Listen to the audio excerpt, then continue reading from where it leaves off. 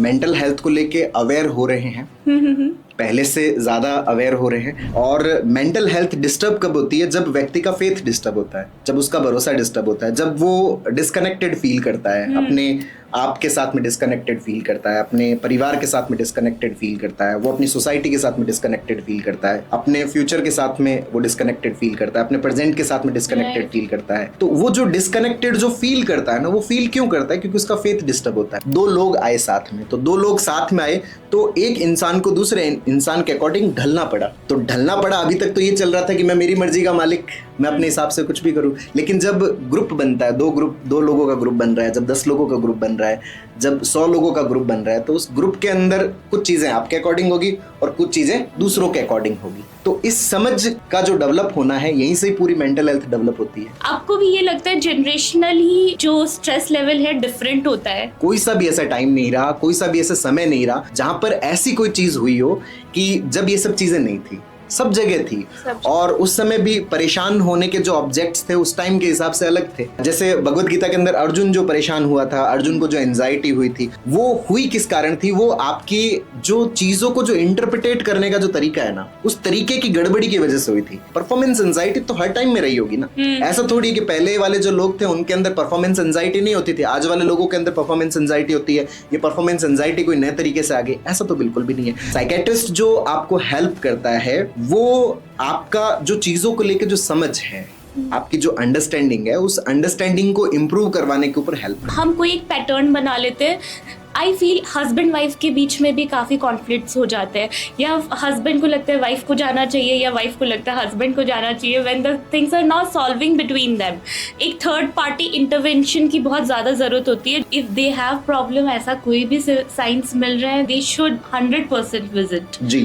Therapy ले सकते हैं, बातें कर सकते हैं, ताकि ओपननेस आए उसके बारे में कि हम किस प्रॉब्लम से प्रॉब्लम हो रही है। प्रॉब्लम भी तो जानना एक बड़ी बात है कि मुझे कौन सी प्रॉब्लम है। Hello everyone, welcome back to another episode of recoding myself with CA Chandni Karnani. आज का टॉपिक है मेंटल हेल्थ। मेंटल हेल्थ एक ऐसी टॉपिक है जो जानते सब है लेकिन कोई बात नहीं करता। आई फील भले ही वो छोटे पोजीशन में हो या बड़ी पोजीशन में हो, I feel mental stress is everywhere, but we don't know how to cope up with that. Everyone talks about physical health, but no one focus on mental health क्योंकि वो दिखता ही नहीं। And I feel that is equally important। ना हम घर में बात करते हैं, ना हम ऑफिस में बात करते हैं, ना स्कूल में बात होती है मेंटल हेल्थ के बारे में। So this is the burning topic and it is very much needed. तो आज का पॉडकास्ट उसी के रिलेटेड है। एंड आज जो हमारे साथ जो गेस्ट है वो एक एक्सपर्ट, इंडियाज़ के बेस्ट रिनाउंड साइकेट्रिस्ट है, doctor Kanhaiya Lal Kachhawa. He have a massive Instagram and YouTube fan following. So without wasting time let's start this conversation. So आज का कन्वर्सेशन सिर्फ अवेयरनेस पॉइंट ऑफ व्यू से नहीं बट एक हीलिंग प्रोसेस भी हो सकता है। So without wasting time let's get started. So welcome sir to recoding myself. बहुत बहुत धन्यवाद चांदनी जी। I want to keep this conversation very raw, real and relatable। तो सबसे पहले तो मैं आपकी KTV के ऊपर आती हूँ। ये कॉन्सेप्ट कैसे आया KTV? And you are like online भी आप कितने जनों को नॉलेज दे रहे हो? How the concept came and how? Actually मेरा छोटा भाई है, वो IIT कानपुर से पास आउट है, लोकेश नाम है उसका। तो वो क्या है कि मतलब उसके दिमाग में हर वक्त ऐसा रहता है कि अपन कुछ क्रिएटिव करें।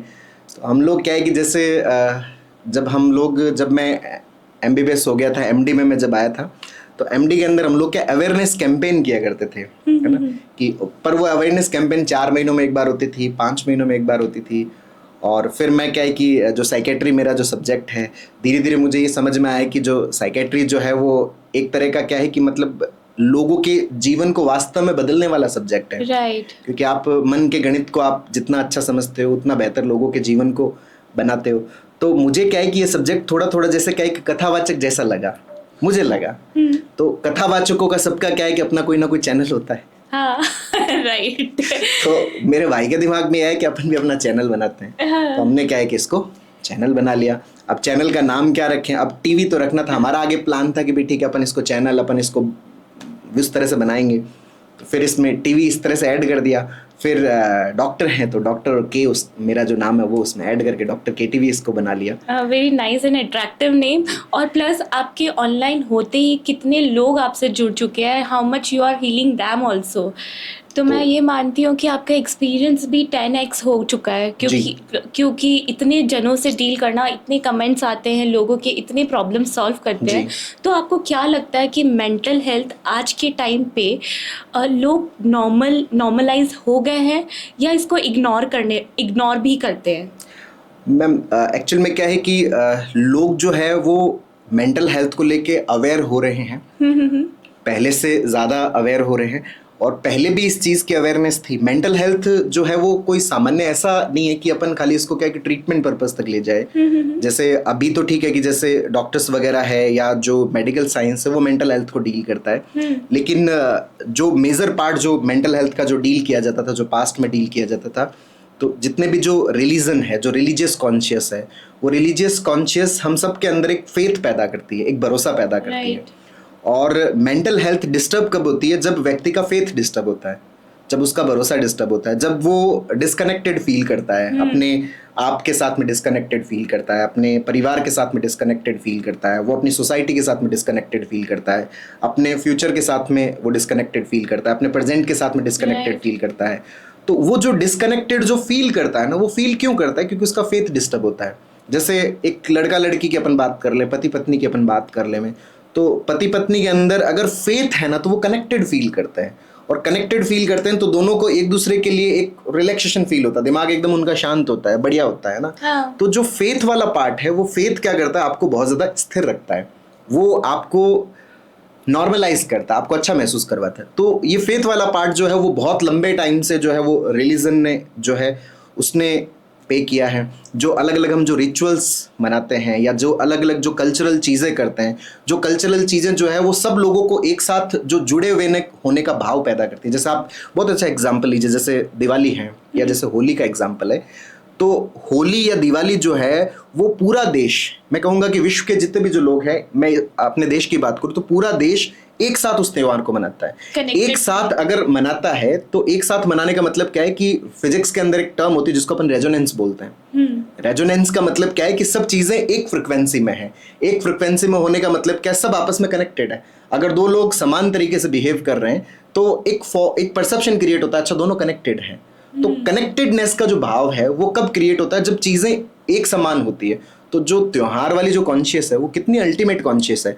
जो रिलीजियस कॉन्शियस है वो एक अल्टीमेट कॉन्शियस है जो आपके माइंड को एक जगह पे स्थिर करती है, आपके माइंड को नॉर्मल करती है, आपके अंदर जो फेथ है वो आपको कनेक्टेडनेस जो है उसको डेवलप करता है।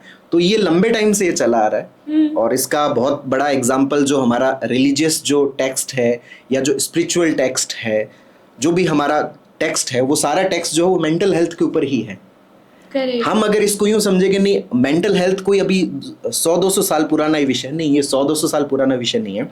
ये इंसानी सभ्यता जब स्टार्ट हुई थी, इंसान ने जब ग्रुप बनाना शुरू किया था, जब इंसान अकेला था तब तो ठीक है कि कोई कुछ नहीं था, लेकिन जैसे ही दो लोग आए साथ में, तो दो लोग साथ में आए तो एक इंसान को दूसरे इंसान के अकॉर्डिंग ढलना पड़ा।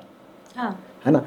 तो ढलना पड़ा। अभी तक तो ये चल रहा था कि मैं मेरी मर्जी का मालिक, मैं अपने हिसाब से कुछ भी करूं। लेकिन जब ग्रुप बनता है, दो लोगों का ग्रुप बन रहा है, जब 10 लोगों का ग्रुप बन रहा है, जब 100 लोगों का ग्रुप बन रहा है, तो उस ग्रुप के अंदर कुछ चीज़ें आपके अकॉर्डिंग होगी और कुछ चीज़ें दूसरों के अकॉर्डिंग होगी।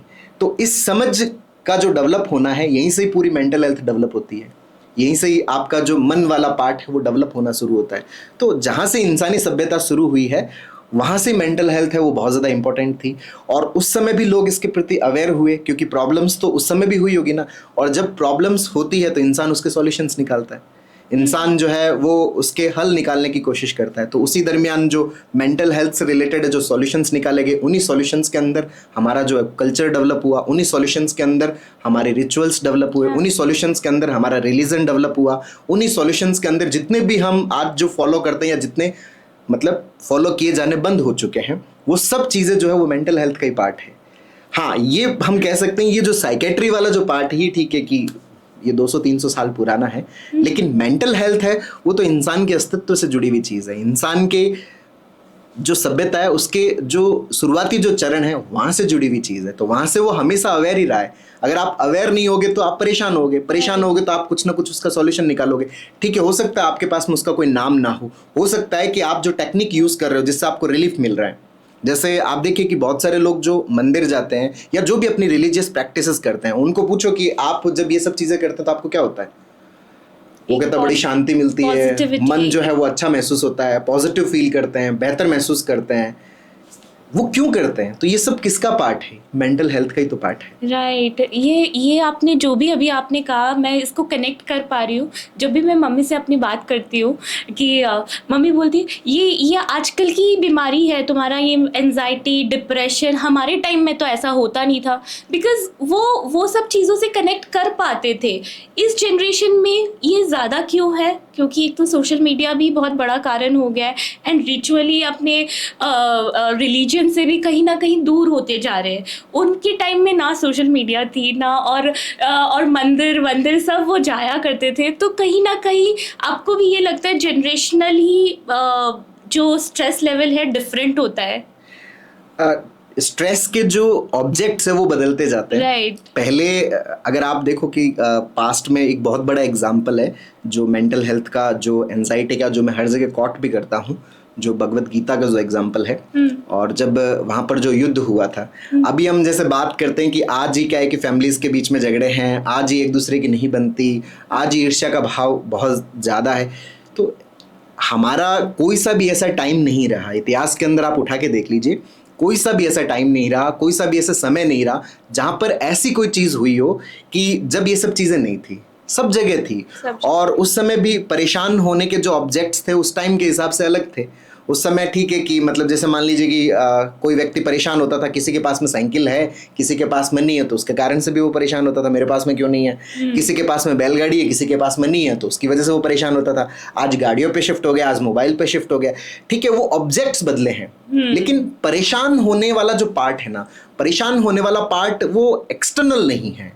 अगर ये एक्सटर्नल होता ना तो फिर ये कह सकते थे कि उस समय मेंटल हेल्थ है वो अलग तरह की थी, आज जो मेंटल हेल्थ है वो अलग तरह की थी, है ना। ऑब्जेक्ट्स ज्यादा हो गए हैं। हाँ, कहीं ना कहीं ऑब्जेक्ट्स भी ज्यादा हो गए हैं। हाँ, ऑब्जेक्ट्स हो गए हैं। जैसे भगवत गीता के अंदर अर्जुन जो परेशान हुआ था, अर्जुन को जो एंजाइटी हुई थी, वो हुई किस कारण थी? वो आपकी जो चीजों को जो इंटरप्रिटेट करने का जो तरीका है ना, उस तरीके की गड़बड़ी की वजह से हुई थी।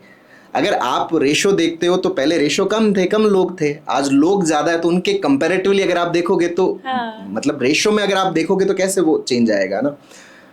मेंटल हेल्थ का सिर्फ इतना सा इशू है कि आप अगर चीज़ों के प्रति इंटरप्रिटेशन ठीक नहीं रखते, आप अगर चीज़ों के प्रति समझ ठीक नहीं रखते, जैसे मान लीजिए कि परफॉर्मेंस एंजाइटी की हम बात कर रहे थे थोड़ी देर पहले, तो उसी को अगर अपन एक एग्जाम्पल के तौर पे इंक्लूड करें तो परफॉर्मेंस एंजाइटी मतलब किसी भी काम को शुरू करने से पहले की घबराहट जो है वो तो हमेशा ही रही होगी ना। पहले भी तो कोई अगर मान लो कि अब अपने को खेती चालू करनी है तो वहाँ पे भी रही होगी, अपने को कोई है ना सब्जी का बिजनेस चालू करना है तो तब भी रही होगी, अपने कोई दुकान खोलना है तो तब भी रही होगी ना। परफॉर्मेंस एंजाइटी तो हर टाइम में रही होगी ना। ऐसा थोड़ी कि पहले वाले जो लोग थे उनके अंदर परफॉर्मेंस एंजाइटी नहीं होती थी, आज वाले लोगों के अंदर परफॉर्मेंस एंजाइटी होती है। ये परफॉर्मेंस एंजाइटी कोई नए तरीके से आ गई, ऐसा तो बिल्कुल भी नहीं है। ये क्या है? ये सिर्फ इतना सा है कि आपकी समझ कैसी है। आपकी समझ अगर है उस चीज की, आपका अभ्यास अगर है उस चीज का, तो आपका मन बढ़िया रहेगा, आपका मन अच्छा रहेगा। अदरवाइज ऑब्जेक्ट्स सब लोगों के लिए तो बड़े हैं, आपके लिए भी तो ऑब्जेक्ट्स बड़े हैं, मेरे लिए भी तो ऑब्जेक्ट्स बड़े हैं, दुनिया में हर व्यक्ति के लिए ऑब्जेक्ट्स बड़े हैं, हर व्यक्ति के लिए इंफॉर्मेशन वाला जो पार्ट है वो बड़ा है। लोग अक्सर कहते हुए मिल जाते हैं कि जैसे मान लीजिए कि अभी जो मेंटल हेल्थ बहुत ज़्यादा है या अभी कार्डियक इश्यूज बहुत ज़्यादा हो रहे हैं, अभी लोगों की डेथ बहुत ज़्यादा हो रही है, तो मुझे एक बात बताओ, जो गवर्नमेंट आंकड़े ये देती है कि मृत्यु दर है वो तो धीरे धीरे कम होती जा रही है, जन्म दर है वो जो लाइफ एक्सपेक्टेंसी है वो धीरे धीरे बढ़ती जा रही है, तो फिर डेथ ज़्यादा कैसे हो रही है? मतलब आप अगर ओवरऑल अगर देखो, हाँ अब ये है कि कोई भी घटना होती है ना, उस घटना की सूचना जल्दी पहुंचती है। ठीक है, पहले वो सूचना नहीं पहुंचती थी कि अब बहुत ज्यादा प्रॉब्लम है ना भाई, अस्तित्व से जुड़ी हुई चीज तो है। ये तो समझ में आ गया, प्रॉब्लम तो है, तो how to deal with it is my first question. Then what are the science of that कि एक साइकेट्रिस्ट का आप तक क्यों आए लोग, आप थेरेपी क्यों लेनी चाहिए, तो अर्ली साइंस क्या है और how to deal with it? देखो, अर्ली साइंस जो है कि हम सभी जो लोग जो सोसाइटी में रहते हैं या अपना कोई भी काम करते हैं, तो हम सभी चाहते हैं कि हमारी जो प्रोडक्टिविटी है वो बेहतर रहे, हमारी प्रोडक्टिविटी बहुत ही बढ़िया रहे, हम कनेक्टेड फील करें, हम अच्छा महसूस करें, जो भी काम कर रहे हैं उस काम को एकदम मन से करें, एकदम दिल से करें, और उस काम के अंदर जो भी हम रिजल्ट्स चाहते हैं वो रिजल्ट्स हमें मिले. ये हम सब की चाहत होती है. लेकिन अगर हम जो भी काम कर रहे हैं, अगर उस काम के अंदर हमें एंजॉय नहीं मिल रहा, पहले बड़ा अच्छा लग रहा था, अब हम अच्छा महसूस नहीं कर पा रहे, हम अपने आसपास के एनवायरनमेंट के साथ में कनेक्टेड फील नहीं कर पा रहे, एकदम डिसोसिएशन सा फील कर रहा हूँ मैं, या फिर जो मेरा जो फ्यूचर है उसको लेके मैं बहुत ज़्यादा नेगेटिव हो रहा हूँ, उसके कारण से मैं मेरे जो वर्क है उसको प्रोकास्टिनेट करता रहता हूँ, मैं टालता रह रहा हूँ, टाल मटोल कर रहा हूँ, मेरे अंदर फियर बहुत ज़्यादा है जिसके कारण से मैं कोई भी चीज़ स्टार्ट नहीं कर पा रहा. मुझे बहुत ज़्यादा घबराहट होती है, पाल्पिटेशंस बहुत ज़्यादा हो रहे, मेरे जो नींद वाला पार्ट है वो डिस्टर्ब हो रहा है, कि मेरा जो सोने का उठने का पार्ट है वो मेरा डिस्टर्ब हो रहा है, मेरा जो एपेटाइट का पार्ट है वो मेरा डिस्टर्ब हो रहा है, पहले अच्छा खा रहा था अब अच्छा नहीं खाना खा पा रहा. क्योंकि मेंटल हेल्थ से रिलेटेड कोई ऐसा नहीं कि खाली क्या है कि ब्रेन के सिम्टम्स ही आते हैं. लोग क्या है कि मतलब जो 90%, मैं बोलूँगा 99% लोग यही मानते हैं कि दिमाग के सिम्टम्स का मतलब जैसे कोई पागल हो गया है, तो सिर्फ वो क्या है कि वहीं तक ही सीमित है, जबकि वो सिर्फ मेंटल हेल्थ का 1% पार्ट है. 99% जो पार्ट है वो पार्ट तो जो नॉर्मली अगर आपके जांचें सारी नॉर्मल हैं, आपके इन्वेस्टिगेशन सारे नॉर्मल है, जैसे बहुत सारे लोगों की क्या है कि धड़कन बढ़ जाती है, बहुत सारे लोगों के क्या है कि चेस्ट में पेन होने लगता है और वो फटाफट जाके ईसीजी करवाते हैं. एक ही बार में 10 ईसीजी हो गई है, 20 ईसीजी करवा ली है, 50 ईसीजी करवा ली है, वो इको करवा लिया उन्होंने. मेरे साथ भी हुआ है. मेरे साथ भी पल्पिटेशन हुआ और चेस्ट पेन, एंड मैंने ईसीजी करवा ली, सब करवा ली. फिर लास्ट में मैंने थेरेपी का ही यूज किया. उसके बाद मुझे लगा ये सब दिमाग वाली खेल है, ये बाकी बॉडी में ये सिम्टम्स है, ये सारे सिम्टम्स है.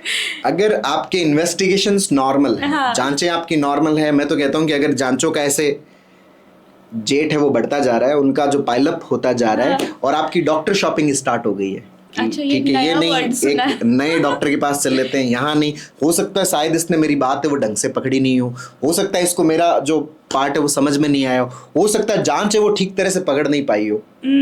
ये सब चीजें हमारे क्या है कि डाउट, क्योंकि हमारा क्या है फेथ डिस्टर्ब हुआ है, हमारा क्या खुद के ऊपर का भरोसा डिस्टर्ब हुआ है, मेरी हेल्थ को लेके मेरा भरोसा डिस्टर्ब हुआ है. तो कुछ भी घटना घटित होती है मुझे लगता है कि मेरे साथ में ऐसा हो जाएगा, फिर मैं जांचें करवा रहा हूँ. तो अगर आपकी जांचें सारी नॉर्मल आ रही है और कंटिन्यूसली नॉर्मल आ रही है, फिर भी आपको प्रॉब्लम हो रहा है, कोई भी फिजिकल प्रॉब्लम हो रहा हो, आपके चेस्ट में पेन हो रहा हो, आपके चक्कर आ रहा हो, आपकी गर्दन में दिक्कत हो रहा हो, आपको घबराहट हो रही हो, बेचैनी हो रही हो, आपको सूनापन सा फील हो रहा हो, आप अपने वर्क के ऊपर फोकस नहीं कर पा रहे, आप अपनी प्रोडक्टिविटी को मेंटेन नहीं कर पा रहे, आप अपने आप के साथ में डिस्कनेक्टेड फील कर रहे हैं, सब लोगों के बीच में बैठे हैं फिर भी आप अकेलापन महसूस कर रहे हैं, अगर ये सब चीज़ें हो रही है, आप अननेसेसरी आप इरिटेट होते जा रहे हैं, मतलब कोई बात भी नहीं हुई है फिर भी आप इरिटेटेड हैं, आपको मतलब चिड़चिड़ापन सा फील हो रहा है, ऐसा लगता है जैसे बस अभी ब्लास्ट ही हो जाऊंगा, एक चिंगारी चाहिए बस धमाका यहाँ पे तुरंत हो जाएगा. अगर इस तरह की स्थिति हो रही है, या फिर सब्सटेंस अब्यूज आपका स्टार्ट हो गया, नशा आपका स्टार्ट हुआ है, तो ये जो साइन है ये सारे मेंटल हेल्थ के साइन है. इसका मतलब आपको एक साइकेट्रिस्ट से कंसल्ट करना चाहिए, आपको एक मनोचिकित्सक से बात करना चाहिए.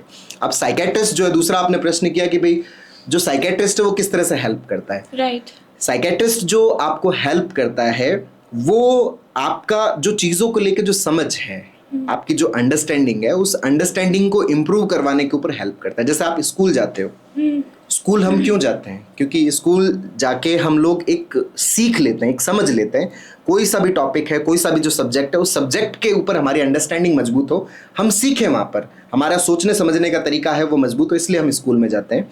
मनोचिकित्सक भी, जो मनोचिकित्सक है या जो साइकोलॉजिस्ट है, जो साइकेट्रिस्ट है, उनका भी यही मेन काम होता है कि वो जो चीज़ों को जो देख रहे हैं, वो देखने का जो परसेप्शन है, जो इंटरप्रिटेशन है, उसको वो इम्प्रूव करवाते हैं, उसको बेहतर करवाते हैं. जैसे ये जो बाहर जो मुझे अभी दिख रहा है, जो रियलिटी मुझे दिख रही है, इस रियलिटी की मेरे दिमाग के अंदर एक इमेज बनती है ना. वो जो इमेज बनने का प्रोसेस, उसको अपन इंटरप्रिटेशन बोलते हैं, उसको अपन परसेप्शन बोलते हैं, उसको कॉग्निशन बोलते हैं, अलग अलग नामों से जाना जाता है। हिंदी में जैसे इसको दृष्टिकोण बोलते हैं। वो जो एक्सटर्नल चीज जो आपके भीतर बन रही है, ये जो बनने का जो प्रोसेस है, ये बनने का प्रोसेस हमारा जब गड़बड़ होता है तो हम रियलिटी को वैसा परसीव नहीं कर पाते जैसी वो होती है। जैसे यहाँ पर चेस्ट पेन हो रहा है, अब चेस्ट पेन हो रहा है तो दिमाग जो है वो इस पेन का जो सिम्टम्स, जो इसकी इंफॉर्मेशन दिमाग में जा रही है, दिमाग इसको इंटरप्रिटेट कर रहा है कि चेस्ट में पेन हार्ट अटैक, वो इसको हार्ट अटैक की इमेज बना रहा है। तो हार्ट अटैक की जो इमेज बन रही है, उस इमेज की वजह से आपके अंदर तकलीफ पैदा हो रही है, क्योंकि हम सब जिंदा रहना चाहते हैं, हम सब लोग जीना चाहते हैं, हम सब लोग मरना नहीं चाहते। हम क्या है कि मतलब डर लगता है इससे, सब लोगों को मौत से डर लगता है। तो वो जो हमारा जो ऐसा लगता है कि अगर ये हार्ट अटैक आ गया तो हार्ट अटैक आया तो लोग मर जाते हैं, तो मैं भी मर जाऊंगा। अब मैं मर जाऊंगा तो ये जो मैंने सारा कुछ किया है, इन सब चीजों का क्या होने वाला है, मेरे परिवार का क्या होगा, मेरी फैमिली का, हाँ मेरे बच्चों का क्या होगा। फिर आप एक लूप में उलझते चले जाते हैं। तो ये जो फियर है, जो ये अंदर कहानी बन रही है, आपको जो डर लग रहा है, आपको जो घबराहट हो रही है, वो एक्सटर्नल की वजह से नहीं है। वो जो दिमाग के अंदर जो इंटरप्रिटेशन हो रहा है ना, वो जो दिमाग के अंदर कहानी बन रही है, उस कहानी की वजह से आपको प्रॉब्लम हो रही है। और आप ये समझते रहते हो कि मेरे को जो प्रॉब्लम हो रही है ना, वो हार्ट की वजह से हो रही है। और जब तक आप ये समझते रहते हो कि मेरे को प्रॉब्लम हार्ट की है, मेरे को दिक्कत हार्ट की वजह से हो रही है, तब तक आप अपनी उस मेंटल इशू को आप रिजॉल्व नहीं कर पाते, आप अपने उस साइकोलॉजिकल इशू को रिजॉल्व नहीं कर पाते। आप अपनी एंजाइटी जो है, आप अपने पैनिक जो है, आप अपने जो ओसीडीज हैं, जो भी आपके डिप्रेशन है, आप उनको रिजॉल्व नहीं कर पाते जब तक आप ये मानते रहते हो कि एक्सटर्नल चीजों की वजह से प्रॉब्लम है। प्रॉब्लम जो है वो एक्सटर्नल चीजों का जो इंटरनल रिप्रेजेंटेशन हो रहा है, क्योंकि फीलिंग्स उसी से आती है। फीलिंग्स जो है, वो भावनाएं जो है, वो उसी के कारण से आती है। और इंटरप्रिटेट करने का तरीका जब तक आपका सही नहीं होगा, वो सही कब होगा, जब आपका उसके ऊपर ध्यान जाए। और वो ध्यान कब जाएगा, जब आप एक्सटर्नल चीजों को ब्लेम करना बंद करते हो, जब आप एक्सटर्नल चीजों को हटाना शुरू करते हो, जब आप एक्सटर्नल चीजों से डिटैच होते हो। नहीं तो हम क्या करते हैं कि जहाँ जिस चीज़ से मुझे डर लगता है, मैंने उस चीज़ से दूरी बना लिया। मुझे हार्ट का नाम सुनने से डर लगता है, तो मैंने हार्ट की इन्फॉर्मेशन सुनने से अपने आप को दूर कर लिया। अच्छा, किसी के हार्ट अटैक हो गया, मैं वहाँ गया ही नहीं, किसी की डेथ है वहाँ पे मैं गया ही नहीं, मैंने क्या एस्केप करना स्टार्ट कर दिया। और एस्केपिज्म जो है वो आपकी प्रॉब्लम को और बढ़ाता है, वो और ज़्यादा उसको मजबूत कर देता है।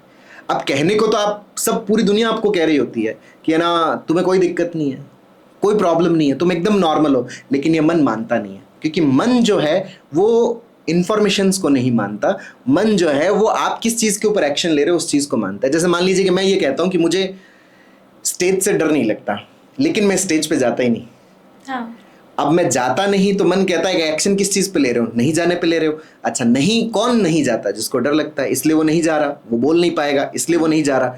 तो मन ये बात मुझे अंदर से कन्विंस करेगा कि तुम बोल नहीं पाओगे, तुम नहीं कर पाओगे। कहने को मैं बाहर कहता हूँ कि मुझे डर नहीं लगता, तो आप किस पे एक्शंस ले रहे हो? मेरा एक्शन इस बात पे कि नहीं, मैं न्यूज़ नहीं सुनूंगा, नहीं मुझे नेगेटिव न्यूज़ मत सुनाओ, क्योंकि नेगेटिव न्यूज़ सुनते ही क्या है कि मुझे बहुत ज़्यादा घबराहट होने लग जाती है, मुझे बहुत ज़्यादा बेचैनी होने लग जाती है। तो हम क्या है कि चीज़ों को एक्सटर्नलाइज करने लग जाते हैं, और वो जो एक्सटर्नलाइज करने का जो आपका तरीका है, वही तरीका आपको बीमार करता है, वही तरीका आपकी बीमारी को मेंटेन करता है। कई बार तो लोग ये भी कहते हैं कि सर मेरे आसपास क्या है कि नेगेटिव लोग हैं, मुझसे नेगेटिव बातें ही करते रहते हैं, तो फिर मैं कैसे ठीक होऊंगा? तो मैं उनको कहता हूँ कि अगर नेगेटिव बातों से प्रॉब्लम है तो मैं तो पूरे दिन नेगेटिव ही सुनता हूँ। एग्जैक्टली आपके सारे पेशेंट्स जो भी अपनी स्टोरी लेके आते हैं वो तो नेगेटिव ही है, 100% नेगेटिव है। जो साइकियाट्रिस्ट है उसको तो मतलब पूरे तगड़े तरीके से डिप्रेशन में, एंजाइटी में चला जाना चाहिए। अगर नेगेटिव सुनने से प्रॉब्लम है, नेगेटिव सुनने से कोई प्रॉब्लम नहीं है, नेगेटिव लोगों के बीच में रहने से कोई प्रॉब्लम नहीं है। प्रॉब्लम आपका इंटरप्रिटेशन है कि आप इंटरप्रिटेट कैसे करते हो। आप एक्सटर्नल रियलिटी को इंटरनल रियलिटी जो किस तरह से बनती है उसके अंदर प्रॉब्लम है। और इंटरप्रिटेशन के ऊपर जो आपका ध्यान जाता है, इस ध्यान की समझ जो है उसको डेवलप करने के अंदर ही आपको साइकियाट्रिस्ट हेल्प करता है, आपको साइकोलॉजिस्ट हेल्प करता है। ये बात मुझे समझ में आ गई, साइंस दिख गए, लेकिन आज भी ये टैबू बना हुआ है, कहीं ना कहीं ये टैबू बना हुआ है। साइकियाट्रिस्ट के पास जा रहे हैं मतलब या तो लोग पागल समझेंगे या डिप्रेस समझेंगे, बट ऐसा नहीं है आज के टाइम में। मैंने भी हेल्प ली थी साइकियाट्रिस्ट से, तो बहुत हेल्प मिला कि हाँ, हम कोई एक पैटर्न बना लेते हैं, आई फील हस्बैंड वाइफ के बीच में भी काफ़ी कॉन्फ्लिक्ट्स हो जाते हैं, या हस्बैंड को लगता है वाइफ को जाना चाहिए या वाइफ को लगता है हस्बैंड को जाना चाहिए, when the things are not solving between them. एक थर्ड पार्टी इंटरवेंशन की बहुत ज़्यादा ज़रूरत होती है जो नॉन जजमेंटली आपकी बातों को समझ सके और कहाँ प्रॉब्लम आ रही है वो सॉल्व कर सके। जी जी। हाँ, तो मुझे ऐसे लगता है कि ऐसा क्या, एक तो पहली बात ये टैबू नहीं बनाए अपने, और दूसरी बात अगर कोई स्पाउस को लग रहा है that we should take a help from external help, उसको नॉर्मलाइज कैसे किया जा सकता है? एक्चुअली में देखिए, टैबू जो है वो भी क्या है कि इसी का ही पार्ट है, वो भी हमारे इंटरप्रिटेशन का ही हाँ, पार्ट है। राइट। कि हम चीज़ों को क्या है कि गलत तरीके से इंटरप्रिटेट राइट। करते हैं। और मैं जैसे मेरे जो कई जो शुरुआती जो साइकेट्रिस्ट अभी जो एमडी करके बाहर निकल रहे हैं, जब मैं उनसे भी बात करता हूँ तो वो भी मुझसे यही बात करते हैं कि है ना बॉस, काम कैसे करें, है ना।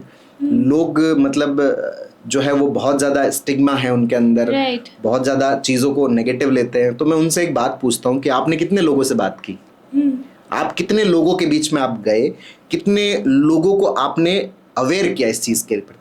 वो तो किए ही नहीं, क्योंकि अभी तो हम जस्ट निकले ही हैं। तो ये फिर आपके दिमाग में कहाँ से बना कि लोग जो है इसको लेके बहुत ज़्यादा स्टिग्मा रखते हैं? तो कहनी ये तो सुनने में आता है। तो आप जो सुनी सुनाई बातें जो अपने दिमाग में बहुत ज़्यादा रखते हो, वो जो सुनी सुनाई बातें हैं वो आपके अंदर एक स्टिग्मा पैदा करती है। एक्चुअल जो रियलिटी है वो तो बिल्कुल भी नहीं है। आप जितना ज़्यादा लोगों के बीच में जाते हो, आप जितना लोगों से बातचीत करते हो, जितना आप उनको अवेयर करते हो, क्योंकि सारा खेल जो है वो अवेयरनेस का है। जो साइकोलॉजिकल इश्यूज है, उन इश्यूज के दो पार्ट है। एक तो मैं कह दूं कि जो सॉफ्ट पार्ट है वो रिलीजन एंड स्पिरिचुअलिटी है ना। वहां से उसने इजीली, आपको रिलीजियस होने में कोई प्रॉब्लम नहीं है, मुझे स्पिरिचुअल होने में कोई प्रॉब्लम नहीं है, ठीक है। मेरा बहुत सारे लोग आके हमें कहते हैं कि सर पहले मैं बहुत ज़्यादा परेशान हो रहा था, मैं बहुत ज़्यादा एंजाइटी में रहता था, आजकल मैं स्पिरिचुअल हो गया तो मुझे कोई दिक्कत नहीं है। अच्छा, उसको स्पिरिचुअल होने में कोई दिक्कत नहीं है ना। वो खुलकर इस बात के बारे में बोलता है कि मैं स्पिरिचुअल हूँ, वो पोस्ट भी डालेगा अपना। लेकिन जो इसका हार्ड पार्ट है ना, जो साइकेट्री वाला पार्ट है, साइकेट्री वाले पार्ट में वो ऐसा नहीं करेगा कि मैंने आज साइकेट्रिस्ट से डिस्कस किया है तो देखो मैंने क्या है कि अपनी पोस्ट लगाई है ना। तो स्पिरिचुअलिज्म भी इसी का ही पार्ट है। लेकिन फिर उसके अंदर जो है वो स्टिग्मा क्यों नहीं है, रिलीजियस होने में स्टिग्मा क्यों नहीं है, स्पिरिचुअल होने में स्टिग्मा क्यों नहीं है, जबकि साइकेट्रिस्ट के पास जाने में स्टिग्मा क्यों है? वो अंतर जो है वो अंतर अवेयरनेस का है। और उस अवेयरनेस के अंदर जो साइकेट्रिस्ट है, जो साइकोलॉजिस्ट है, उन सबको काम करना पड़ेगा, उन सबको वर्क करना पड़ेगा। क्योंकि वो जो अवेयरनेस है, लोगों को जो सोचने का नजरिया है, मैं यूँ मानता हूँ सारे जो ऑडियंस है, जो सारे जो रहने वाले जो अपने जो जितने भी अपने परिवार के, अपने शहर के या अपने देश के लोग हैं, मैं यूँ मानता हूँ कि वो सारे स्टूडेंट हैं। और psychiatrist and psychologist are teachers, right. तो उनका जो परसेप्शन है, वो परसेप्शन साइकेट्री को लेके या साइकोलॉजिकल इश्यूज को लेके, वो परसेप्शन जो बना हुआ है, उस परसेप्शन को ब्रेक कौन करेगा? एक स्टूडेंट के परसेप्शन को कौन ब्रेक करता है? टीचर ही तो ब्रेक करता है। लेकिन अगर टीचर इस पे काम ही नहीं करता, टीचर कहता है कि नहीं यार इनको तो कुछ ही कर लो, ये तो पढ़ने वाले नहीं है, ये तो समझने वाले नहीं है, इनके ऊपर कितनी मेहनत कर लो उससे कुछ नहीं होने वाला है, तो ये गड़बड़ स्टूडेंट्स की नहीं है, ये गड़बड़ टीचर की है कि उसका जो परसेप्शन है चीजों को लेके, उसका जो समझने का तरीका है वो नेगेटिव है, वो रियलिस्टिक नहीं है, वो रियलिस्टिक नहीं है। इस कारण से ये बात आगे से आगे जो है वो प्रचारित हो रही है। जैसे एक जंगल के अंदर क्या है कि एक व्यक्ति ने थूका, है ना, तो वो एक पंख के ऊपर पड़ा, तो दूसरे ने देखा कि उसने कहा कि अच्छा इसके मुंह से क्या है कि पंख निकलने लग गया। तो फिर वहां से धीरे धीरे वो बात जब गांव तक पहुंची, तो गांव तक पहुंचने तक लोगों तक ये बात फैल गई कि अच्छा उस व्यक्ति के मुंह से तो पक्षी निकल रहा था। अच्छा, है ना। तो चीजें जो है वो एक के बाद आगे एड ऑन होते हुए पहुंचती है। कोई भी इस बात को टेस्ट नहीं करता कि वाकई में वो पक्षी निकला था या पंख निकला था या खाली उसने थूका था। ये सब चीजें हम नहीं चेक कर रहे। अच्छा, वो कौन चेक नहीं कर रहा? ये चेक करने का काम किसका? टीचर का ही तो काम है। और साइकेट्रिस्ट है, साइकोलॉजिस्ट है, वो टीचर है। वो अगर पब्लिक को अवेयर करते हैं, वो अपने स्टूडेंट्स को अवेयर करते हैं, वो स्टूडेंट्स को जागरूक करते हैं, वो जितना ज़्यादा अपने आप को कल्चर के साथ में गोलते हैं, वो जितना ज़्यादा अपने आप को रिचुअल्स के साथ में गोलते हैं, वो जितना ज़्यादा अपने आप को सामाजिक बनाते हैं, उतना लोग अवेयर होते हैं। और जितना वो अवेयर होंगे तो उनका जो सोचने का पार्ट है, आप देखिए कि कोई भी जो रिलीजियस इंस्टीट्यूट है या जो स्पिरिचुअल इंस्टीट्यूट है, वहाँ के जो लोग हैं वो कितना ज़्यादा रिचुअल्स को फॉलो करते हैं, कितना ज़्यादा सोशलाइज होते हैं, उसी माहौल के अंदर कितना घुले हुए रहते हैं, तो उनसे लेके लोगों का कोई स्टिग्मा नहीं है। वहाँ पे तो वो बड़ा तगड़ा महसूस करते हैं, उनको कोई प्रॉब्लम नहीं है। लेकिन जब अपन साइकेट्रिस्ट के पास जाते हैं तब दिक्कत है। क्यों दिक्कत है? क्योंकि साइकेट्रिस्ट ने या साइकोलॉजिस्ट ने अवेयर नहीं किया, उसने बताया नहीं, उसने समझाया नहीं। And you are doing the great job. और अगर आप वो नहीं करोगे तो आप भी आगे यही बोलोगे कि नहीं, लोगों के अंदर स्टिग्मा, कितना ही समझा लो ये समझने वाला नहीं है, जबकि ऐसा नहीं है। लोग समझते हैं, लोग अंडरस्टैंड करते हैं। If they have problem, ऐसा कोई भी साइंस मिल रहा है, they should 100% visit. जी, थेरेपी ले सकते हैं, बातें कर सकते हैं, ताकि ओपननेस आए उसके बारे में कि हम किस प्रॉब्लम हो रही है। प्रॉब्लम भी तो जानना एक बड़ी बात है कि मुझे कौन सी प्रॉब्लम है, वो आप तक आ सकते हैं। जी, आप देखिए ना, कोई भी व्यक्ति जो है वो तकलीफ नहीं झेलना चाहता, हर व्यक्ति आनंद से रहना चाहता है। आप अगर अपने बच्चे को पढ़ाना चाहोगे तो आप क्या देखोगे कि मैं बच्चा जिस चीज के अंदर रुक रहा है, मैं उसके लिए एक बेस्ट टीचर को ढूंढूं। राइट। क्योंकि आप उसकी प्रॉब्लम को सॉल्व करना चाहते हैं। वो एक जो अपने लाइफ के अंदर एक स्टैग्नेशन हो रखा है, एक रुकावट हो रखी है, उस रुकावट को आप हटवाना चाहते हैं। हर व्यक्ति अपनी जिंदगी के अंदर आनंद चाहता है। Right. और जब वो साइकोलॉजिकल इश्यूज से जूझ रहा है तो उसको आनंद नहीं मिल रहा, तो उसके अंदर एक स्वाभाविक आवश्यकता है कि वो एक अच्छे डॉक्टर से मिले या एक अच्छे प्रॉब्लम सॉल्व करने वाले से मिले। उसके अंदर एक आवश्यकता है, तो उस आवश्यकता को फुलफिल करने का काम कौन करेगा? अगर आप करोगे तो वो आपसे बात करेंगे, और आप नहीं करोगे तो वो दूसरों के पास में जाएंगे। राइट। मतलब सारा इतना सा है कि आप स्टिग्मेटाइज हैं या नहीं है। आप नहीं है ना, तो आपको लगेगा कि किसी के पास में भी स्टिग्मा नहीं है। वो आपने महाभारत का एक किस्सा सुना होगा ना, जब आचार्य द्रोण ने क्या है कि युधिष्ठिर को कहा कि इस दुनिया में किसी बुरे इंसान को ढूंढ के लाओ। तो युधिष्ठिर पूरी दुनिया में घूमा, तो घूमने के बाद में उसने कहा कि मुझे तो कोई बुरा इंसान मिला ही नहीं, हर किसी में कुछ ना कुछ अच्छाइयाँ हैं। और जब दुर्योधन को कहा कि भाई तू किसी बढ़िया इंसान को ढूंढ के ला, किसी अच्छे इंसान को ढूंढ के ले क्या, तो दुर्योधन ने कहा संसार में कोई भी अच्छा इंसान नहीं। अच्छा, वो ऐसा नहीं कि है नहीं, अब जैसा मेरा परसेप्शन है मुझे सब लोग वैसे ही दिखेंगे। युधिष्ठिर है, वो उसको सत्यवादी बताते हैं तो उसको सब लोग सत्यवादी दिखते हैं, तो उसको लगता है नहीं सब में अच्छा ही है। आपका जैसा परसेप्शन है वैसा आपको नजर आता है। मेरी नजर में अगर स्टिग्मा है तो वाकई में मुझे स्टिग्मा नजर आएगा। मेरी नजर में अगर स्टिग्मा नहीं है तो मुझे नजर नहीं आएगा। और उसके ऊपर वर्क भी तो कौन करेगा? टीचर ही तो वर्क करेगा ना। स्टूडेंट के परसेप्शन को अपडेट करने का काम किसका है? टीचर का है। और वो टीचर कौन है? वो टीचर जो साइकेट्रिस्ट है, वो टीचर जो साइकोलॉजिस्ट है। अगर वो अवेयरनेस का काम नहीं करेंगे, हम लोग जैसे अभी नशा मुक्ति की कैंपेन कर रहे हैं, तो बहुत सारे लोग पूछते हैं कि डॉक्टर साहब आप तो अपने चैम्बर में बैठे हो, बढ़िया आपका काम चल रहा है, बढ़िया आपका प्रैक्टिस है, अच्छा ठीक है, आपका बढ़िया एकदम सब कुछ सेटल्ड है, आप ये क्यों कर रहे हो? तो मैं सबको ये कहता हूँ कि एक एज ए डॉक्टर दो तरह की हमें ऑथ दिलाई जाती है, दो तरह की हमें शपथ दिलाई जाती है। एक तो शपथ ये होती है कि जो बीमार है उसका हम इलाज करेंगे, और दूसरी शपथ ये दिलाई जाती है कि कोई व्यक्ति बीमार ना पड़े। जो बीमार पड़ने के जो कारण है उन कारणों के ऊपर भी आप काम करोगे, और वो जो बीमार पड़ने के जो कारण है उन कारणों को ठीक करने के लिए आपको क्या करना पड़ेगा? आपको लोगों को अवेयर करना पड़ेगा, आपको लोगों को जागरूक करना पड़ेगा उन सब चीज़ों के प्रति, जिसके कारण से कोई भी व्यक्ति साइकोलॉजिकली इल होता है या साइकोलॉजिकली परेशान हो रहा है या वो नशे की तरफ जा रहा है। तो ये काम किसका है? ये डॉक्टर का ही तो काम है। हम लोगों को PSM एक सब्जेक्ट पढ़ाया जाता है जिसके अंदर प्रीमोडियल जो केयर होती है ना, एक तो होता है प्राइमरी, सेकेंडरी, टर्सरी।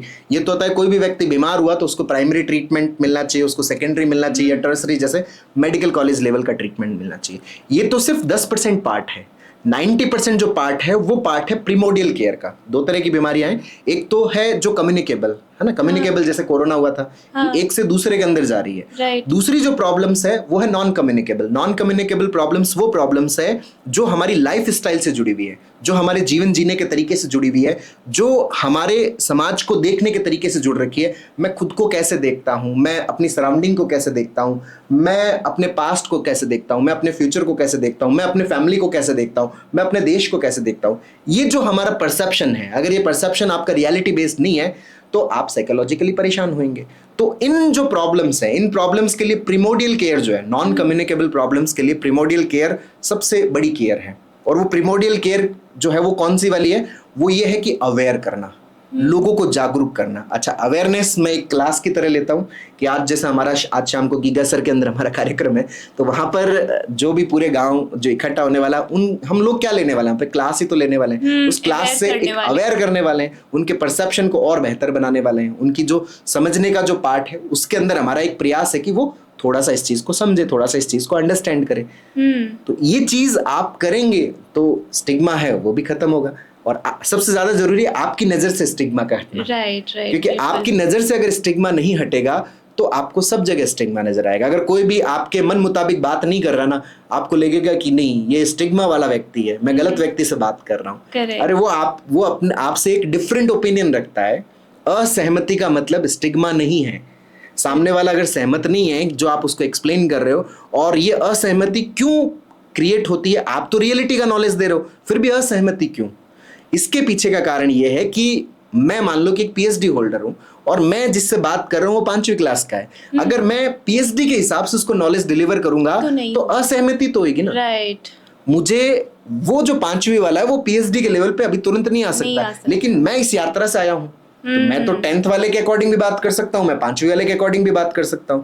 तो मैं अगर 5वीं वाले के अकॉर्डिंग बात करूंगा तो उसको वो जो बात मैं पीएचडी के हिसाब से समझा रहा था, जिसके ऊपर उसकी असहमति है, जिसमें मुझे ये लगेगा कि स्टिग्मा है, समझ गए, वो वाला पार्ट हटेगा जब मैं 5वीं वाले के स्तर पे आके 5वीं के हिसाब से बात करूंगा और वही बात बता रहा हूं उसको। तो उसको समझ में आएगी, उसकी सहमति है उस बात पे, और जब उसकी सहमति है तो उसको कोई प्रॉब्लम नहीं। फाइनली ये आपकी सोच है, कैसे आप लेते हो उस चीजों को, आप कैसे चीजों को ले रहे हो, आपका परसेप्शन कैसा है। आपके दिमाग में स्टिग्मा है तो नजर आएगा, स्टिग्मा नहीं है तो कहीं नजर नहीं आएगा। मुझे तो ऐसा लगता है कि यार जो साइकेट्री है उसको लोग बहुत ज्यादा पसंद करते हैं, साइकेट्रिस्ट को लोग बहुत ज्यादा प्यार देते हैं। वो प्यार साइकेट्रिस्ट या कोई दूसरे डॉक्टर का नहीं है, वो प्यार लोगों से आप कितना घुलते हो, लोगों से आप कितना मिलते हो, लोग बहुत अच्छे से उन सब चीजों का आपको रिवॉर्ड देते हैं। Correct. बहुत कुछ आपको मिलता है। आप जितना सोसाइटी के अंदर आप काम करते हो, हर जो आपका एफर्ट है वो रिकॉग्नाइज होता है, हर चीज जो है वो आपको सिखाती है। वो कहते हैं कि परमात्मा या जो प्रकृति है, जो अस्तित्व है, ये हर चीज का आपको रिवॉर्ड देता है। और रिवॉर्ड अगर आप एक्सटर्नल फॉर्म में देखते हो तो हो सकता है वो आपको दिखाई ना दे, लेकिन आपका जो कॉन्शियस ट्रांसफॉर्मेशन है वो आपका पक्का होता है। क्योंकि जैसे आप किसी को सिखा रहे हो, मैं हमेशा एक चीज बोलता हूँ कि अध्यापक जो है, बट अब कुछ परसेप्शंस आप बताइए हम कैसे चेंज कर सकते हैं जी। आजकल सबको दिखना अच्छा है, बॉडी शेमिंग के ऊपर अगर बात करें तो काफ़ी लोगों के ऊपर होता है बॉडी शेमिंग, मेरी हाइट छोटी क्यों है, मैं मोटी क्यों है, मेरी नाक ऐसे क्यों है, बाल कम क्यों है, ये तो कहीं ना कहीं वो भी मेंटल स्ट्रेस है जी। तो उसको how to change the perception, मतलब it's okay you are unique, how one should understand this. Actual में क्या है कि जैसे मान लीजिए कि मेरी हाइट कम है ना, तो मुझे मेरी हाइट से प्रॉब्लम क्यों है? जब तक आप उस परसेप्शन, क्योंकि आप जैसे हो ना, आप इस अस्तित्व के सबसे बेस्ट फॉर्म हो, राइट। इससे बेस्ट आप कुछ और हो ही नहीं सकते थे। लेकिन प्रॉब्लम क्या है कि जैसे एक छोटा सा एग्जांपल मैं आपको बताता हूँ। आज सुबह मैंने जिनसे डिस्कस किया तो उनकी जो हाइट है वो थोड़ी सी कम है। तो उस हाइट से उनको प्रॉब्लम क्यों है? वो हाइट से उनको प्रॉब्लम इसलिए है कि उनको यूं लगता है कि जो लड़कियां हैं वो लंबी हाइट वाले को ज़्यादा पसंद करती है, छोटी हाइट वाले को पसंद नहीं करती। और अब चूंकि मेरी सगाई हो रही है, एंगेजमेंट हो रही है, और एंगेजमेंट हो रही है तो मेरी शादी जब हो जाएगी तो मेरी शादी हो जाएगी तो जो मेरी वाइफ है वो मुझे कम पसंद करेगी। अब मैं उनको पसंद नहीं आऊँगा क्योंकि मैं तो छोटी हाइट का हूँ। तो छोटी हाइट का हूँ तो फिर उनका क्या है कि किसी और के साथ में एक्स्ट्रा मैरिटल अफेयर हो जाएगा। लंबी हाइट वाले को वो देखेंगे तो वो उसकी तरफ चली जाएगी। वो जो कहानी उसके अंदर बनी हुई ना, वो कहानी उसको उस छोटी हाइट के साथ में प्रॉब्लम में डालती है। हमने अपने जो भी पार्ट है उस पार्ट को लेके हमने क्या मान रखा है, उसके लिए जो हमने मान रखा है वो माना हुआ हमें प्रॉब्लम में डालता है। राइट। कि मैं अगर काला हूं तो मैं काला हूं तो उस काले के साथ में मुझे प्रॉब्लम क्या है? ये तो अस्तित्व का कलर है। भाई आपकी आंखें अगर काली है तो आपको कोई दिक्कत नहीं है, आपके बाल काले हैं तो आपको कोई दिक्कत नहीं है ना, और आप काले कपड़े पहनते हो तब आपको कोई दिक्कत नहीं है। लेकिन आपको कलर काले से क्यों प्रॉब्लम है? क्योंकि आपका जो दिमाग के अंदर जो डाला हुआ पार्ट है, वो जो पार्ट है उस पार्ट के प्रति आपकी अगर समझ नहीं है तो आप परेशान होंगे, तो फिर आपको बॉडी शेमिंग उससे गो थ्रू होना पड़ेगा। आपने एक ऐड भी देखा होगा किस तरह से हमारे दिमाग के अंदर एक पैसिव लर्निंग होती है, और वो पैसिव लर्निंग कैसे आपके दिमाग को एकदम ब्रेन वॉश करती है और उसकी वजह से आप परेशान हो रहे हो। एक्चुअल में आप परेशान नहीं हो, लेकिन उसकी वजह से परेशान हो, आपके परसेप्शन को इंड्यूस किया जा रहा है। एक ऐड आता है कि एक लड़की है, वो एक जो कंपनी वहां पर इंटरव्यू देने जाती है, वो बहुत अच्छी उसकी डिग्री वगैरह है, वो डिग्री अपने रखती है, तो वो जो इंटरव्यू लेने वाला है वो उसके इंटरव्यू को कैंसिल कर देता है, उसको सेलेक्ट नहीं करता। अब वो लड़की है, वो घर पे आके एकदम परेशान हो जाती है, रोने लग जाती है। उसका कलर जो है वो सांवला होता है, तो उसकी एक फ्रेंड उसके पास में आती है और आके पूछती है कि क्या हुआ तुझे, तो वो कहती है कि ना मैंने सब कुछ अच्छा किया लेकिन मुझे सेलेक्ट नहीं किया क्योंकि मेरा कलर सांवला है। तो वो उसको एक ब्यूटी प्रोडक्ट पकड़ाती है और कहती है कि इसको 6 हफ्ते लगाओ और अपने चेहरे को निखारो और दुनिया को दिखाओ। तो 6 हफ्ते बाद में वो जो उसका सांवला कलर है उसके बाद में एक टिक टिक घूमता घूमता घूमता 6 सप्ताह बाद में आपको एकदम चमकता हुआ चेहरा दिखाया जाता है। अच्छा, चमकते हुए चेहरे के बाद में एकदम सब कुछ क्या है कि एकदम लोग आपको चीयर करते हुए वैसा आपको दिखाया जाता है। और आप जैसे उस कंपनी में जाते हो, आपके जो रिकॉर्ड्स है वो तो बिल्कुल भी चेक नहीं किए जाते और आपको सेलेक्ट कर लिया जाता है। अब मैं अगर उस चीज को देख रहा हूं और मेरी अगर नौकरी नहीं लग रही तो मैं तो हर एक्सपेक्टेड जो सॉल्यूशन है वो निकालने की कोशिश करूंगा। मेरा कलर सांवला है तो मेरे दिमाग में अब ये चीज मुझे प्रॉब्लम में डालेगा। मुझे क्या लगेगा कि शायद मेरे सांवले कलर की वजह से जो है ना मेरा सिलेक्शन नहीं हो रहा। तो मैं मार्केट में जाऊंगा, ब्यूटी प्रोडक्ट खरीदूंगा और ब्यूटी प्रोडक्ट खरीदने के बाद में मुझे लगेगा कि मेरा सिलेक्शन हो जाएगा। जबकि चीजें कंपनियों का कहीं ना कहीं माइंड मैनिपुलेशन करना एंड ऑल साइड इफेक्ट्स ही है। जी, आज युवाओं के साथ में कितनी बड़ी दिक्कत हो जाती है। एक ऐड आता है कि एक परफ्यूम आपने ऐसे से लगाया और ऐड में ऐसे दिखाया जाता है, आप जैसे सड़क पर चलते हो आपसे एकदम लड़कियां आंखें चिपक जाती है। और जिसके अगर ये है कि यार मेरे दोस्त की गर्लफ्रेंड है, मेरी गर्लफ्रेंड नहीं है, तो उसको लगता है शायद मैंने क्या है कि वो फुसफुस ही नहीं लगाई, शायद मेरे वो सुगंध नहीं आ रही जिसकी वजह से लड़कियां जो है वो मेरी तरफ नहीं आ रही। और वो मार्केट में जाता है, वो उसको फुसफुस करके उसको लगता है कि लड़कियां उससे चिपक जाएगी। ये परसेप्शन बिल्डअप है हमारे। और वो जो परसेप्शन है, अब वो तो ठीक है, उनका तो मार्केटिंग का पार्ट है, वो तो मतलब एजेंडा है। जिस तरह से भी आपके दिमाग में उनको एंट्री लेनी है वो पेनेट्रेट कर रहे हैं, वो आपको इंड्यूस कर रहे हैं। वो इंडक्शन जो है, वो इंडक्शन आपको फिर क्या है कि टेम्पररी गिल्ट के अंदर लेके जाता है कि यार शायद मैं जिस घर में पैदा हुआ शायद वो घर अच्छा नहीं है, मैं जिन पेरेंट्स के यहाँ पैदा हुआ वो पेरेंट्स अच्छे नहीं हैं, या फिर मेरे बाल ऐसे हैं, मेरे बाल ऐसे नहीं हैं, ऐसे होते तो कितना बढ़िया रहता, मेरा चेहरा ऐसे ना हो के ऐसा होता कितना बढ़िया रहता, मेरा नाक ऐसे ना हो के ऐसे होता कितना बढ़िया रहता, मेरी आंखें ऐसे ना हो के ऐसी होती कितनी बढ़िया रहती। फिर वो उसके सर्जरी के प्रोसेस से गो थ्रू होते हैं। भाई आप जैसे थे, आप एकदम परफेक्ट प्रोडक्ट थे। क्योंकि हम कोई भी कंपनी का प्रोडक्ट खरीदते हैं तो वो कंपनी अपना बेस्ट से बेस्ट प्रोडक्ट बनाती है, और आप जिस कंपनी के प्रोडक्ट हो वो जितनी भी संसार की कंपनी है उनसे भी ज्यादा बेस्ट कंपनी है, उनसे कोई लाख गुना अरबों गुना बढ़िया कंपनी है। जो पूरा अस्तित्व है, ये पूरा जो ब्रह्मांड है, ये पूरी जो प्रकृति है, उसका प्रोडक्ट आप हो, तो आप तो एकदम परफेक्ट हो। लेकिन वो जो बिजनेस वाला पार्ट है वो हमारे दिमाग में ऐसे घुसा दिया जाता है कि अच्छा तुम्हारा जो हाइट कम है इस कारण से ये गड़बड़ है, तुम्हारा जो कलर खराब है इसके कारण से गड़बड़ है। हम अगर इस बात के प्रति अवेयर नहीं होते तो फिर हम अपनी इस बॉडी शेमिंग से बाहर नहीं आ पाते। करेक्ट यही है ना। हमारे सामने बहुत सारे ऐसे एग्जांपल्स है जो जिनकी हाइट कम है बट उन्होंने अपनी जिंदगी के अंदर बहुत अच्छा किया। आप सचिन तेंदुलकर का ले लो, कितना बढ़िया उन्होंने किया। शाहरुख खान की भी हाइट कम है लेकिन फिर भी उन्होंने बहुत बेहतर किया। बहुत सारे ऐसे लोग हैं जिनकी हाइट कम है, जिनका कलर काला है या जिनका कलर सांवला है, उन्होंने बहुत अच्छा किया। करेक्ट। कुछ अच्छा करना आपकी ये फिजिकल जो बाउंड्रीज है इसके ऊपर निर्भर नहीं करता, वो आपकी लर्निंग के ऊपर निर्भर करता है कि आपने कितना सीखा अपनी जिंदगी में। आपने जितना सीखा उतना आपके अकॉर्डिंग कंफर्ट क्रिएट होगा, उतना रिवार्ड आपको अस्तित्व देगा, प्रकृति देगी, आपको सोसाइटी देगी। करेक्ट। आपने एक बात कही थी, गिल्ट। अब मैं गिल्ट के ऊपर एक टॉपिक लेके आती हूँ। Guilt is very natural. कुछ ऐसी वो है, बीमारी बोलो या एक ऐसा फॉर्म है जो हर किसी को होता है। वो भले अगर बात करें वर्किंग वुमेन तो उसको अलग गिल्ट है, हाउसवाइफ है तो अलग गिल्ट है, अगर काम कर रहे हैं बच्चों पे ध्यान नहीं दे रहे हैं तो उसका गिल्ट है। कुछ ना कुछ तरीके से हर किसी को गिल्ट रहता है। तो how to optimise that guilt वाला सिनेरियो? देखो एक्चुअल में क्या है कि गिल्ट जो होता है, गिल्ट का मतलब क्या है उसको थोड़ा समझने की जरूरत है। जैसे कोर्ट के अंदर कोई भी केस लड़ा जाता है तो उससे एक बात पूछी जाती है कि आर यू फीलिंग गिल्टी। तो गिल्टी फीलिंग करने पर वो क्यों ऐसा पूछा जाता है, क्योंकि वो जो एक्ट हुआ वो एक्ट वहां पर ये माना जाता है कि उन्होंने इंटेंशनली किया। करेक्ट। कोई भी चीज अगर आप इंटेंशनली करते हो, इंटेंशनली गलत कर रहे हो, है ना, तो इंटेंशनली गलत कर रहे हो तो आपसे बोला जाता है कि आर यू फीलिंग गिल्टी। जब आप गिल्ट फील करते हो तो गिल्ट की आपको जो भी पनिशमेंट है वो आपको दी जाती है।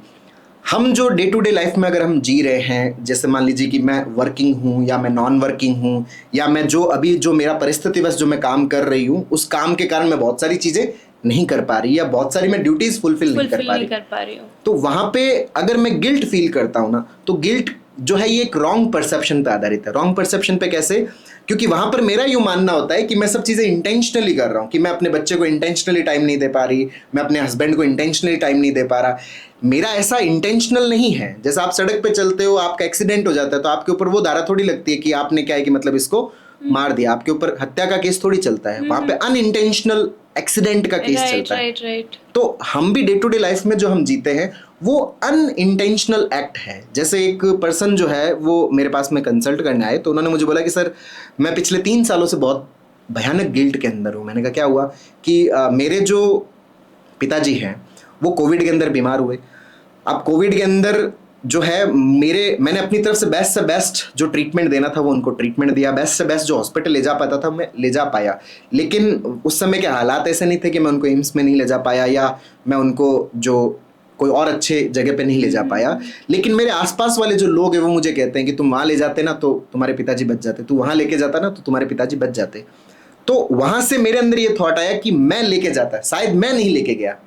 अब गिल्ट क्यों फील होता है? जब व्यक्ति ये मानता है कि उस एक्ट के लिए मैं जिम्मेदार हूं, कि मेरी पिताजी की जो डेथ हुई उस डेथ के अंदर मैं जिम्मेदार हूं, मैं अगर ले जाता। जबकि हालात और रियलिटी ये है कि उस समय ऐसी पॉसिबिलिटीज नहीं थी। आपने अपनी तरफ से बेस्ट करने की पूरी कोशिश की है, लेकिन चूंकि लोग हमारे आसपास बोलते हैं, तो जैसे मान लो कि कोई वर्किंग है तो जो नॉन वर्किंग ग्रुप है वो उसको बोलता है कि तुम अपने बच्चे को ये नहीं दे रही, तुम अपने बच्चे को वो नहीं दे रही, तुम अपने बच्चे को ये नहीं दे रही। तो उसको यूं लगने लगता है कि शायद मैं इंटेंशनली अपने बच्चे पे ध्यान नहीं दे रही, तो वो फिर गिल्ट फील करना शुरू कर लेगी। क्योंकि intentionally if you are doing a thing तो आपको गिल्टी फील करना है और उसके लिए आपको पनिशमेंट, मतलब आपको जो मूड आपका खराब हो रहा है, आपको जो लो फील हो रहा है। और अगर वो हाउस मेकर है या कुछ करना चाहती है बट फैमिली एक्सपेक्टेशन की वजह से या कुछ और कारण की वजह से नहीं कर पा रही है, तो वो भी उसके अंदर सिचुएशनल अंडरस्टैंडिंग बहुत ज़रूरी है। आप कोई भी जो चीज़ अपनी ज़िंदगी में करते हो उन सब चीज़ों की परिस्थितियां जो है वो रेस्पॉन्सिबल होता है। ड्राइविंग फोर्स जो होता है वो फोर्स हमारी जो इच्छा है वो हमेशा 100% नहीं होती है ना। सिचुएशंस की जो अवेलेबिलिटी है, जैसे आज अपन ये पॉडकास्ट कर रहे हैं तो ये पॉडकास्ट ऐसे ही नहीं है कि मतलब ठीक है कि मतलब हमारी इच्छा हुई और हमने ये पॉडकास्ट कर दिया, नहीं। सिचुएशनल अवेलेबिलिटी के आधार पर ये पॉडकास्ट है उसको रिकॉर्ड किया जा रहा है। तो जीवन के अंदर कोई भी जो घटना घटित होती है वो सिचुएशनल अवेलेबिलिटी के आधार पर होती है। जैसे जब महाभारत के टाइम भी जब अर्जुन ने ये कहा कि भाई मैं ये देखना चाहता हूँ कि भाई हमारी साइड से कौन है और विपक्ष से कौन है, कृष्ण उनको दोनों सेनाओं के बीच में ले जाकर खड़ा कर देते हैं। तो अर्जुन जब ये देखता है कि मेरे सामने मामा है, मेरे सामने चाचा है, मेरे सामने ताऊ है, तो मुझे इनको मारना पड़ेगा, तो उस गिल्ट से वो भर जाता है। तो कृष्ण एक बात, बहुत प्यारी बात बोलते हैं कि कुछ ऐसे हालात इनके जीवन में पैदा हो चुके हैं कि इनको मरना पड़ेगा, और कुछ ऐसे हालात तुम्हारे जीवन में पैदा हो चुके हैं। तुम्हारी इच्छा का कोई मोल नहीं है, जीवन के अंदर इच्छा का कोई मोल नहीं है। परिस्थितियां जो है वो ड्राइविंग फोर्स है, you are not driving force. तुम करता नहीं हो, जो परिस्थितियां हैं वो करता है। तो तुम्हारे से जो पार्ट होना है, जो तुम एक नियति, जो तुम एक खाली इसके निमित्त मात्र हो, तो वो जो निमित्त होने वाला पार्ट है कि मैं सोल करता नहीं हूं। आप अगर मान लीजिए कि हाउसवाइफ है और आप बहुत सारी चीजें नहीं कर पा रहे, तो इसका मतलब ये नहीं है कि मतलब आप करना नहीं चाह रहे या आप ये नहीं चाह रहे। आपकी जो सिचुएशन है, आपकी जो परिस्थितियां हैं, वो परिस्थितियों के हिसाब से आप अभी कर रहे हैं। जब परिस्थितियां वो बदलेगी, जब परिस्थितियां चेंज होगी, जैसे मान लीजिए कि एक व्यक्ति 5वीं में पढ़ता है तो 5वीं के हिसाब से तो उत्तर लिख सकता है, लेकिन उसकी इच्छा ये है कि मैं 10वीं के हिसाब से उत्तर लिखूं, नहीं। अभी उससे 5 साल इंतजार करना पड़ेगा। जब वो 10वीं में पहुंच जाएगा तो 10वीं के हिसाब से उत्तर लिखेगा। हमारी अभी वर्तमान की जो परिस्थितियां बनी हुई है उन सिचुएशंस के जी उसको अंडरस्टैंड करें, उसको समझें कि मेरे हालात ऐसे हैं। अगर उसकी एक्सेप्टेंस आपके अंदर नहीं होगी तो आप कंटिन्यूसली गिल्ट के अंदर रहेंगे। करेक्ट। द मेन एंड मुझे लगता है सबसे बड़ी वर्ड है एक्सेप्टेंस। हर चीज़ को लेके, खुद को लेके भी एक्सेप्टेंस, सिचुएशंस को लेके भी एक्सेप्टेंस। कुछ एक्सेप्टेंस करने लग जाए तो काफ़ी सारी चीज़ें सॉल्व ऐसे ही हो सकती है, सारी सॉल्व हो जाती है। अच्छा, सारी में ही है क्या? मुझे लगता है काफ़ी हद तक सॉल्व हो जाती है। आप एक्सेप्टेंस जो है, जैसे बड़ा वर्ड है मतलब जैसे आप मान लीजिए कि एक नदी है, वो बह रही है, तो अगर आप उस नदी में अगर आप तैरते हैं, तो आप अगर नदी के बहाव को स्वीकार करते हैं और नदी के बहाव के साथ तैरना शुरू करते हैं। जीवन में पॉजिटिव होने का और नेगेटिव होने का मतलब क्या है कि जैसे अगर आप नदी के बहाव के विपरीत तैरते हैं ना, तो आपने मान लीजिए कि तैरना स्टार्ट किया और आप अपने हिसाब से क्या है कि जैसे तैर रहे हो तो आपको 4 फीट आगे जाना चाहिए था, लेकिन आप वहां पर क्या 1 फीट ही आगे जा पाएंगे। लेकिन अगर आप नदी के बहाव को समझते हैं तो आप अगर 4 फीट की तैराकी करोगे ना, तो वो नदी आपको 8 फीट पे लेके जाएगी। पॉजिटिव का मतलब क्या है? कुछ ऐड होके आपकी लाइफ में आना। अगर आप अपनी परिस्थितियों की अंडरस्टैंडिंग रखते हैं, परिस्थितियों की समझ रखते हैं, इस अस्तित्व की समझ रखते हैं, हालातों की समझ रखते हैं, ड्राइविंग फोर्स की समझ रखते हैं, तो आपकी जिंदगी में आप अगर एक एक्शन लोगे ना, ये पूरा अस्तित्व आपके साथ में है, ये पूरी नदी आपके साथ में है, आपका एक आपको 10 गुना आगे लेके जाएगा। लेकिन अगर आप इसकी अंडरस्टैंडिंग नहीं रखते, आप अपनी परिस्थितियों की समझ नहीं रखते, तो मतलब आप बहाव के विपरीत दिशा में जा रहे हो। तो आपने अपने हिसाब से, तो मैंने क्या है कि 10 के एफर्ट डाले, लेकिन आपने कवर एक ही किया, तो आपको लगेगा यार मुझे 9 रिटर्न वापस क्यों नहीं मिला, फिर उसके लिए भी आप परेशान होना शुरू हो जाओगे। तो परिस्थितियों की जितनी समझ, उसकी एक्सेप्टेंस जितना आप रखते हो कि मेरा जो पार्ट है वो बहुत कम है, 1/इनफाइनाइट है, ये पूरा अस्तित्व, ये पूरी सराउंडिंग 1/इनफाइनाइट है, मेरा हिस्सा 1/इनफाइनाइट 0 है। तो मैं अपने एक्शंस जो है, मैं अगर फुल सरेंडर करता हूं कि जो परिस्थिति मुझसे करवा रही है, अभी के जो हालात है, मुझे बस अभी की ड्यूटीज फुलफिल कर देनी है। अगर मैं अभी का अपना पार्ट बहुत अच्छे से रोल प्ले करता हूं, इसी आधार पर मेरा कल खड़ा होगा। आज जो है वो कल के आधार पर खड़ा है। अगर हम ऐसे देखें कि एक वुमेन की लाइफ में काफ़ी चेंजेस आते हैं, फेजेस काफ़ी चेंजेस आते हैं, करियर ब्रेक भी आता है, तो उसमें भी एम्बिशियस है बट सर्कमटेंसेस नहीं है, सिचुएशंस नहीं है, तो वो कहीं ना कहीं नेगेटिव तो होती जाती है ना। तो how to deal with that, क्योंकि ये सिनेरियो हर किसी के लाइफ में पक्का आता है, और वो बीइंग पॉजिटिव उस टाइम, क्योंकि बाकी चीज़ें भी चेंज हो गए, बच्चे की रिस्पॉन्सिबिलिटी, शादी की रिस्पॉन्सिबिलिटी, और बाकी सारे सिचुएशन सब गलत ही दिखता है कि अब मैं स्टैग्नेंट हो गई हूँ, आगे कुछ पता नहीं कुछ कर पाऊंगी या नहीं कर पाऊंगी। वो सिचुएशन उस टाइम सब चीज़ नेगेटिव ही फील होता है। How to come out from that situation? देखो, जैसे आपने एम्बिशंस की बात की ना, कि जो लोग एम्बिशियस होते हैं, जो लोग एम्बिशियस होते हैं, एक तो होता है कि खुद की रियलिटी न जानते हुए एम्बिशियस होना, है ना। एक होता है कि आपको अपनी रियलिटी पता है, उस रियलिटी के अकॉर्डिंग एम्बिशियस होना, कि मेरी जो परिस्थितियाँ, मेरे जो हालात है, जैसे मान लीजिए कि मेरे जीवन में अगर 5 पॉइंट्स की अगर परिस्थितियाँ हैं, तो उसके कारण अगला आउटकम है वो 6 ही होने वाला है। लेकिन मेरा जो डिमांड है, मेरी जो इच्छा है वो 10 आउटकम की है, तो वो 10 आउटकम मुझे अभी नहीं मिलेगा, अब नहीं मिलेगा। लेकिन मेरा एम्बिशन ये कि नहीं मुझे वो मिलना चाहिए, मुझे नहीं वो मिलना चाहिए, वो मिलेगा, लेकिन वो एक सर्टेन टाइम के बाद में आपको मिलने वाला है। लेकिन आपको जो 6 मिला, वो 6 उसकी सीढ़ी ही तो है कि 6 के बाद में 7 आएगा, 7 के बाद में 8 आएगा, 8 के बाद में 9 आएगा, 9 के बाद में 10 आएगा। लेकिन मेरा अभी ये डिमांड करना कि नहीं मुझे अभी ये मिले, और जो अभी मुझे मिला है इसके हिसाब से मेरा ये कंक्लूड कर लेना कि अब मुझे नहीं मिलेगा। ये कंक्लूजन आपको तकलीफ दे रहा है, आपका एम्बिशंस आपको तकलीफ नहीं देता। एम्बिशंस तो है, वो तो ठीक है, आपका लाइफ के साथ में है, आपका होना भी चाहिए, लेकिन जो आपको मिला है उस मिले के प्रति भी आपकी फ्लेक्सिबिलिटी होना, कि जो परिणाम जो मिलता है ना, आपके हाथ में आपके एफर्ट्स है। जैसे मान लीजिए कि अपन ये पॉडकास्ट रिकॉर्ड कर रहे हैं, अभी अपनी डिमांड है कि इस पे क्या है कि 10 मिलियन व्यूज आने चाहिए, मेरा एम्बिशन है कि इस पे 10 मिलियन व्यूज आने चाहिए, इस पे 100 मिलियन व्यूज आना चाहिए। अगर if you are not aware about this thing कि ठीक है, इट टेक्स टाइम, है ना, कि लोगों के अंदर आपका जो कंटेंट है उस कंटेंट के प्रति एक अंडरस्टैंडिंग होती है, लोगों के अंदर आपका सेंसिटाइजेशन हो रहा है, लोगों को आप धीरे धीरे पसंद आ रहे हो, है ना, आपका उनके साथ में एक रिश्ता बन रहा है। अब ऐसा रिश्ता बन गया है कि आपके इस रिश्ते के बारे में वो दूसरे लोगों से चर्चा कर सकते हैं, मतलब आपकी वीडियो को शेयर कर सकते हैं। राइट। तो वो हालात पैदा होंगे, लेकिन वो अभी नहीं होंगे। लेकिन अभी मेरा ये है कि नहीं नहीं नहीं नहीं ये होना चाहिए, तो फिर आप अपने एम्बिशंस, आपको लगेगा कि मैं एम्बिशंस के कारण से परेशान नहीं, एम्बिशंस के कारण से कोई परेशान नहीं। हम पैदाइशी, हमारे अंदर पूरी सोसाइटी हम बहुत भर भर के हमें एम्बिशंस देती है, हम प्रतिदिन इतने ज्यादा एम्बिशंस अपने बनाते हैं।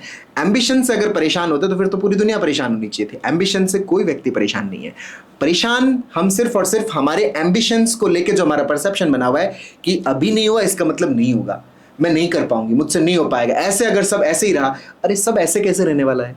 हम जीवन में जिस मोमेंट को, जिस पल को एक बार छूते हैं ना, वो पल कभी रिपीट नहीं होता। लाइफ लाइक ए रिवर, नदी की तरह, नदी का पानी एक बार जिस किनारे को छू लेता है, जिंदगी में कभी भी उस किनारे को नहीं छूता। लेकिन मेरा ऐसा मानना कि every day I will face same situation, कल भी मैं वही सिचुएशंस फेस करूंगा, 10 दिन के बाद में भी वही सिचुएशंस होगी, 20 दिन के बाद में वही सिचुएशंस होगी। तो फिर जो आउटकम आज मिल रहा है वो कल मिलेगा, वो मुझे परसों मिलेगा, वो मुझे 10 दिन बाद में मिलेगा।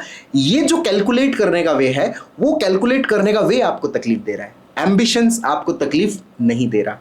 जैसे कि लोग आजकल स्टूडेंट्स में भी ये बात बोल देते हैं कि है ना, प्रतियोगिता के कारण से गड़बड़ है। आज का तो जीवन इतना प्रतियोगी हो गया है, जो कंपटीशन है उसकी वजह से लोग क्या है कि सुसाइड कर रहे हैं, कंपटीशंस की वजह से लोग परेशान हो रहे हैं। नहीं, कंपटीशन की वजह से कोई परेशान नहीं है।